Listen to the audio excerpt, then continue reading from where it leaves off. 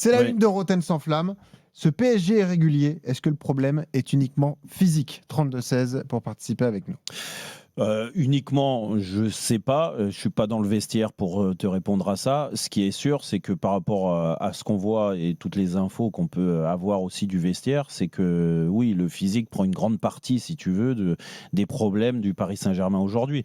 Alors les problèmes, c'est toujours pareil, hein, à part cet échec en Coupe de France, parce que là, pour de bon, ils se sont fait éliminer contre le PFC à domicile au mois de janvier. Ils sont encore en lice, si tu veux, pour atteindre tous leurs objectifs. Donc la situation n'est pas dramatique. Par contre, après, en termes de contenu et ce qu'on peut voir, si on essaye de jouer un peu les magiciens et d'imaginer un PSG comme l'année dernière qui rayonne au printemps et jusqu'au bout, jusqu'au début de l'été, en écrasant tout le monde et en étant de nouveau champion d'Europe et en gagnant le championnat de France, on a du mal à croire qu'en effet, cette équipe, elle va être capable de renouveler ce qu'elle a fait l'année dernière. Et pourquoi je te dis ça et que pour moi, le problème est avant tout physique plus qu'autre chose, c'est que ce groupe, il a pas trop évolué. Donc collectivement, ils ont toujours la même force. Et la preuve, hein, les résultats, c'est sûr qu'ils souffrent très souvent, beaucoup plus que l'année dernière, parce que c'est la façon d'être. Et quand tu l'as dit, Benoît, ils courent moins, il y a moins de volume de course, donc il y a moins de permutations. Cette équipe, elle est un peu plus lisible qu'elle l'était. C'est quoi le dernier match plein du PSG d'ailleurs? Marseille. Ouais, Mais Marseille, est-ce que contre Marseille, tu peux te dire c'est un match Ligue des Champions? Moi non, par rapport à l'adversaire.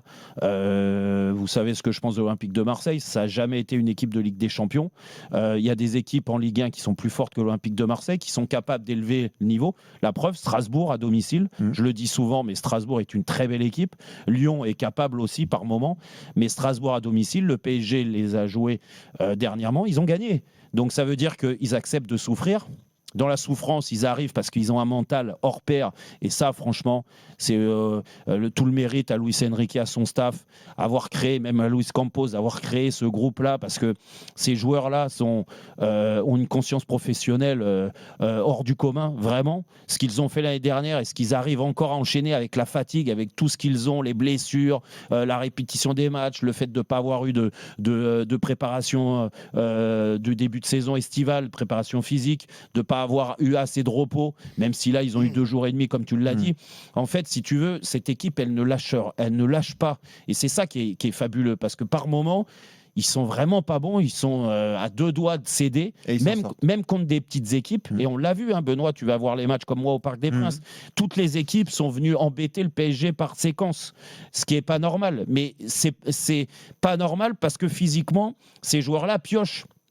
Et moi, est-ce que c'est seulement une histoire physique? C'est ça la question. Et là, je vais donner la parole à Jean-Michel et à Pascal. Mais pour moi, là où c'est physique, c'est que l'entraîneur n'a pas changé. Ce groupe n'a quasiment pas changé. Donc ils ont toujours la même envie, si tu veux, de faire mal à l'adversaire. Ça a été un débat permanent. Et il y en a certains qui imaginaient que c'était bien qu'il n'y ait pas de trop de renforts. Mais ils se sont trompés. Ils se sont trompés. Ah, ben voilà. Ils se sont. Bien, c'est bien. Non, mais ils se sont trompés. Jean-Michel, moi, et je te laisse parler dans 2 secondes, mais pour réagir là-dessus, moi, j'allais dans leur sens, si tu veux. Eux, ils estiment qu'il fallait pas de renfort pour faire jouer des jeunes. Quand tu fais jouer des jeunes, même s'ils sont très talentueux, forcément, l'équipe, elle est plus faible, elle est moins forte, ça, c'est sûr. Et tes cadres qui sont épuisés, parce que ça, quand tu manques d'énergie, c'est que physiquement, tu pioches automatiquement. Quand tu manques d'énergie et que tu es sur courant alternatif, que par moment tu fais une bonne perf et que après tu fais une moins bonne perf, on le sait, on l'a vécu. Et moi, je finis juste là-dessus.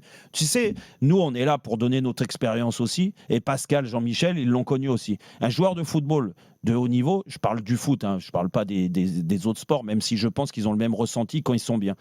Mais pour être au top, si tu veux, parce que ça reste un sport technique. On parle souvent du côté athlétique, du côté physique, les courses, répétition des courses et tout. Oui, mais c'est le ballon au pied qui fait la différence. C'est d'avoir vu plus vite que l'adversaire pour les mettre en difficulté. Ça, c'est ça. Et c'est ce qui fait la différence entre un bon joueur et un très grand joueur. Et pour atteindre, si tu veux, les sommets comme ils ont atteint l'année dernière, et on a eu la chance avec Jean-Michel, Alors moi, ça n'a pas duré 15 ans, mais on a eu la chance d'atteindre, et avec Pascal pareil, des sommets en Coupe d'Europe. Comment tu les atteins? C'est que quand tu es sûr de ton physique, tu es bien dans ta tête, tu es bien surtout, tu vois plus vite. Tu vois avant l'adversaire, tu inventes des choses et surtout, tu te sens très fort. Et quel que soit l'adversaire en face, quelles que soient les références qu'il a, tu te dis, on va l'écraser. Je vais gagner mon duel et collectivement, on va les écraser. Et c'est ce qu'ils ont ressenti l'année dernière, le PSG. C'est pour ça qu'ils étaient aussi forts. Cette année, je suis sûr que quand ils commencent les matchs, quels que soient les joueurs, regarde l'exemple de Kvaratskhelia. L'année dernière, il était incroyable. Il courait partout, il faisait des efforts, il marquait des buts. Il en a fait par moments, mais sur courant alternatif depuis le début de saison. Mais lui... Vraiment, et même Vitinha, si tu veux, je stigmatise là-dessus parce que tu sais que quel que soit l'adversaire qu'il va avoir en face de lui, il va être en difficulté parce que physiquement, il pioche. Et après, est-ce que tu peux leur en vouloir? Non, mais par contre, c'est inquiétant. Jean-Michel, est-ce que c'est seulement le physique qui explique la fébrilité défensive, le manque d'efficacité offensive, qu'est-ce que tu en penses, toi? Mais Benoît, bien sûr, parce que à ce niveau-là, à ce niveau de compétition, à ce niveau de performance, ça se joue sur des détails, ça se joue sur 20 cm. Et quand tu as 20 cm d'avance ou 20 cm de retard, ça fait 40. Et à la sortie, au lieu d'avoir l'épaule devant, tu l'as derrière. Donc, ça semble rien, mais c'est énorme. Et puis, moi, où je suis inquiet, c'est que je ne vois pas comment... Et c'est humain, hein, je ne leur en veux pas. C'est totalement humain. Oui, c'est humain, bien sûr. Il y a des gars qui ont du mal à se remettre dans le coup et qui auront... Et plus ça va, c'est un cercle vicieux parce qu'ils font des efforts alors qu'ils n'en ont pas la capacité ou n'en ont plus la capacité. Mais il y a des joueurs qui vont tourner en rond, ils vont avoir beaucoup de mal. Moi, les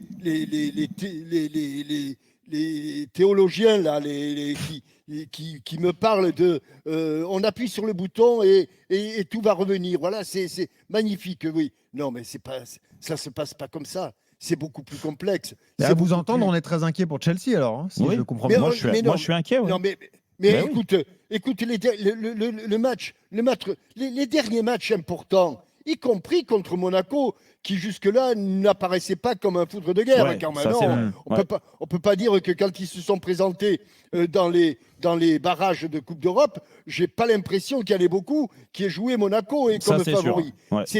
Ils étaient hyper favoris. Ils sont passés par un trou de souris, les Parisiens. Ils sont passés par un trou de souris. Donc, parce qu'ils n'y arrivent plus physiquement, et c'est là où je persiste sur ce que l'on disait, une équipe qui gagne, et Paris n'a pas gagné l'an passé. Ils ont tout gagné. Ils ont beaucoup gagné. Mais même dans ces cas-là, remets un tout petit peu de sang. Tu parlais de Gvara tout à l'heure, Jérôme. Ouais. Il est arrivé à l'hiver dernier. Enfin, l'hiver, il y a au mois de janvier dernier. Ouais. Il a apporté ou il n'a pas apporté, ce garçon, dès qu'il est arrivé? Fabuleux. Fabuleux ce qu'il a fait. Il a apporté énormément. Et je pense que s'ils avaient eu la chance, peut-être que ça se présentait pas, ça se trouvait pas. Mais s'ils avaient eu la chance de trouver un ou deux joueurs comme ça, voire pour redonner un peu de sang neuf, mais les gars, ils sont cuits. Mais c'est normal que Vitinha, qui mesure 1m70, à un moment donné, c'est dur pour lui physiquement, oui, ça se sent. Hein, ça, c'est sûr.